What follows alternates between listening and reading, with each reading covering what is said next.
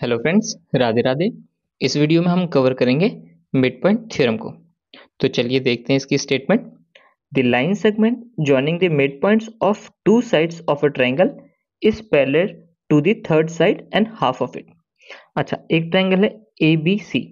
ठीक है, ए बी सी का मिड पॉइंट है, मान लीजिए एक डी और एक ई है। ए बी का मिड पॉइंट डी है और ए सी का मिड पॉइंट ई है। हमको प्रूफ क्या करना है कि ये जो लाइन है जो मिड पॉइंट्स को ज्वाइन कर रही है वो इसके पैरेलल है एंड उसकी हाफ है। मीन्स अगर बी सी 10 है तो डी ई क्या होगा, 5 होगा। बी सी का हाफ होगा। अगर ये 20 है तो 2 से डिवाइड करेंगे तो ये 10 हो जाएगा डी ई, है ना। तो पहले हमको क्या गिवन हम लिख लेते हैं। A B C is a triangle where D and E are midpoints of AB and AC. AB and AC, है ना। D and E midpoints है AB and AC के। हमको प्रूफ क्या करना है, हमको प्रूफ करना है कि ये जो साइड है मिड पॉइंट की जो ज्वाइन करके साइड है DE वो पैरेलल होगी third side of A triangle means BC के, है ना। और जो DE है वो हाफ भी होगा BC का।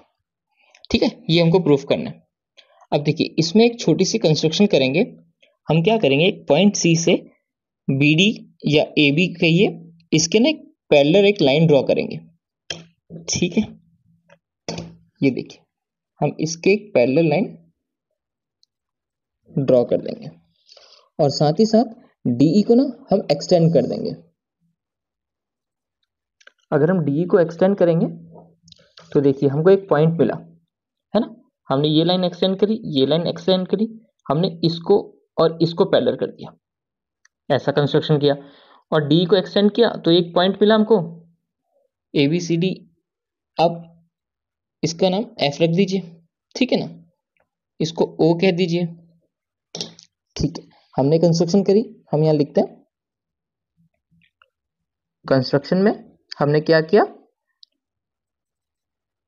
Draw CO parallel to BD।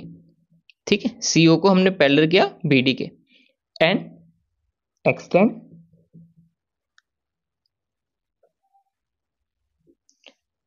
DE intersecting OC at F, है ना। OC को F पे इंटरसेक्ट कर रहे हैं। अब देखिए हमने ये किस लिए किया, हमने ये इसलिए किया क्योंकि हमको ये जो दो ट्रायंगल मिले हम इनको कॉन्करेंट कर देंगे। ठीक है, कॉन्करेंट करने से क्या होगा, हमारी ये साइड्स और ये साइड इक्वल आ जाएगी, करस्पॉन्डिंग पार्ट्स इक्वल आ जाएंगे। देन देखिए अब ये और ये इक्वल है और ये भी तो इक्वल है ना, मतलब ये और ये इक्वल है, ये दोनों इक्वल है तो ये इसके इक्वल भी होगा, है ना। अगर ये दोनों इक्वल भी हैं और पैरेलल भी हैं तो DBCF एक पैरेललोग्राम बन जाएगा, है ना। अगर पैरेललोग्राम है तो इसकी सारी अपोजिट साइड्स क्या होंगी, इक्वल भी होंगी और पैरेलल भी होंगी। तो वहां से हमको CB पैरेलल टू FD मिल जाएगा। हमको यही तो करना था। चलिए शुरू करते हैं। अब देखिए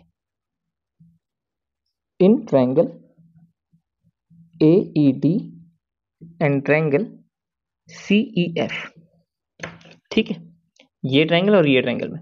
अब देखिए ये इसके इक्वल है, मिड पॉइंट है, ये इसके इक्वल है, मिड पॉइंट्स है E। अब देखिए ये आपको वर्टिकली अपोजिट एंगल दिख रहा है इन दोनों ट्रायंगल में। एंगल साइड एंगल एक होता है। अब ये देखिए ये एंगल इस एंगल के इक्वल हो सकता है क्योंकि AB और CO क्या है, पैरेलल लाइन है। AC ट्रांसवर्सल का काम कर रहा है तो एंगल A और एंगल C क्या हो गए, ऑल्टरनेट इंटीरियर एंगल हो गए, तो ये इक्वल ही होंगे, है ना। तो इससे एंगल साइड एंगल से ये कॉन्करेंट हो जाएंगे दोनों ट्रायंगल।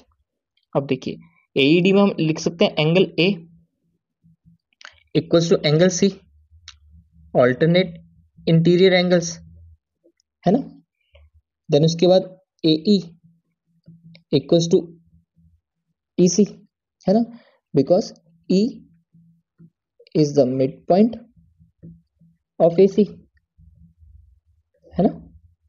अब देखिए लास्ट में क्या बचा आपका, vertically opposite angle AED and angle FEC equal है, क्योंकि ये वर्टिकल अपोजिट एंगल है, तो therefore triangle AED is concurrent to triangle CEF, series में लिखना पड़ेगा by angle side angle concurrence rule, है ना। अगर ये कॉन्करेंट है तो इसके कॉरस्पॉन्डिंग पार्ट्स भी इक्वल होंगे। बाय CPCT आप कह सकते हैं कि AD इक्वल होगा CF के एंड DE इक्वल होगा EF के। AD इक्वल हो गया CF के और DE इक्वल हो गया EF के, है ना। ये देखिए ED EF के इक्वल और AD CF के इक्वल, है ना। अब देखिए अगर ये इसके इक्वल आ गया और ये इसके इक्वल भी है तो ये दोनों भी इक्वल हो गए, इक्वल भी हैं और साथ ही साथ पैरेलल भी हैं, तो ये क्या बन गया, एक पैरेललोग्राम बन गया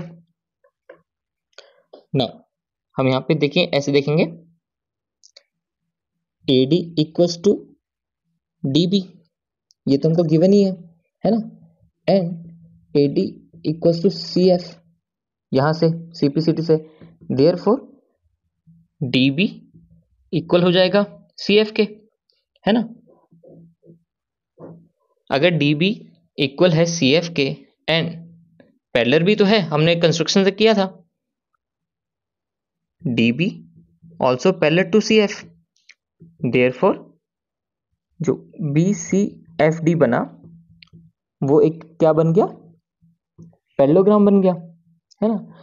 अगर BCFD एक पैरेललोग्राम है तो इसकी अदर जो टू साइड्स हैं वो भी इक्वल होंगी और पैरेलल भी होंगी, तो ये पैरेलल भी हो गई और ये इक्वल भी होगी, BF और BC, है ना, DF एंड BC। अगर ये दोनों इक्वल एंड पैरेलल है तो हमको यही तो करना था। अब DF में ये पॉइंट E है, स्ट्रेट लाइन में एक E पॉइंट है, तो हम DE और BC को भी पैरेलल कह सकते हैं, therefore DE is parallel to BC, है ना। हमको यही प्रूफ करना था, तो ये चीज तो एक चीज आ गई हमारी, है ना। अब हमको इसको प्रूफ करना है हाफ ऑफ इट। अब देखिए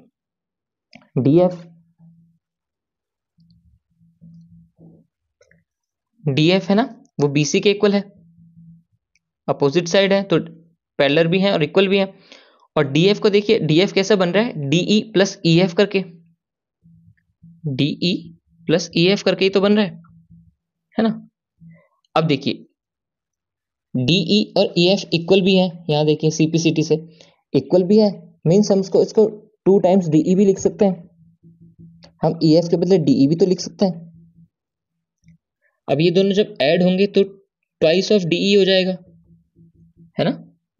अब ये 2 जब उधर जाएगा तो देखिए क्या हो गया, हाफ ऑफ BC हो गया, है ना। अब देखिए BC अगर 10 है, उसको 2 से डिवाइड किया तो ये क्या आ गया, 5 आ गया, तो DE क्या हो गया, हाफ ऑफ BC आ गया। यही हमको सेकंड स्टेटमेंट में प्रूफ करना था, है ना। तो इससे आपकी पूरा मिड पॉइंट थ्योरम आपकी सॉल्व हो गई। तो मिड पॉइंट थ्योरम क्या कहती है कि अगर एक ट्रायंगल में 2 मिड पॉइंट्स दे रखे हैं 2 साइड के और उनको हम ज्वाइन करते हैं तो वो थर्ड साइड से पैरेलल हो जाती है और उसकी हाफ भी हो जाती है, ठीक है। इजी था mid point theorem, I hope आपको समझ आया होगा। चलिए तभी इसी के साथ इस वीडियो को यहीं कंप्लीट करते हैं। सी यू फ्रेंड्स, राधे राधे।